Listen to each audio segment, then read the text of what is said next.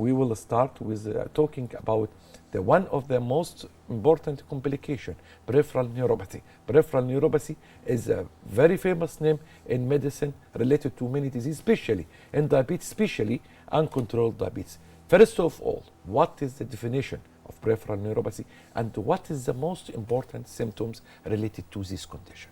First of all, thank you very much Thank for you so the much. kind invitation. It is honor to me. And I think this peripheral neuropathy is a really serious public health problem.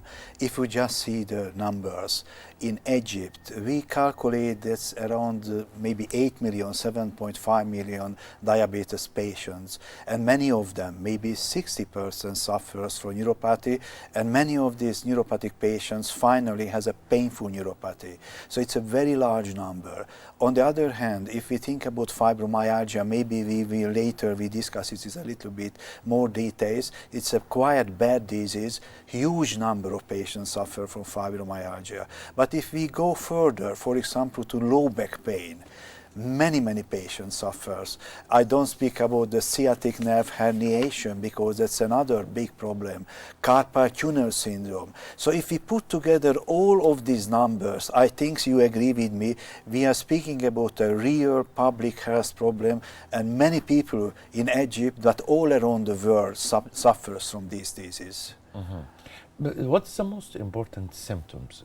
Indicate that's appearance of You see, it depends which neuropathies we are speaking about. For example, in diabetic neuropathy, as we know, there is a burning pain, especially in the distal parts. At the beginning, just burning, and later, even develop the pain, burning pain occurs together with strange electric-like feelings. So, and usually in the lower extremities, in the legs, but in many cases, you can find these symptoms on the upper extremities, on the hands.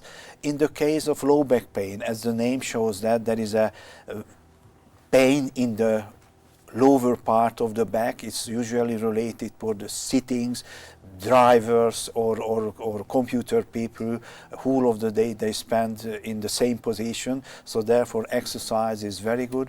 Or if we're speaking, for example, about carpal tunnel syndrome, in this case again the fingers, they have a sensation disturbances. So everything is depends what kind of neuropathy we are speaking. And based on the good anamnesis, the good case history, the doctor, the qualified doctor, can set up the diagnosis. Okay.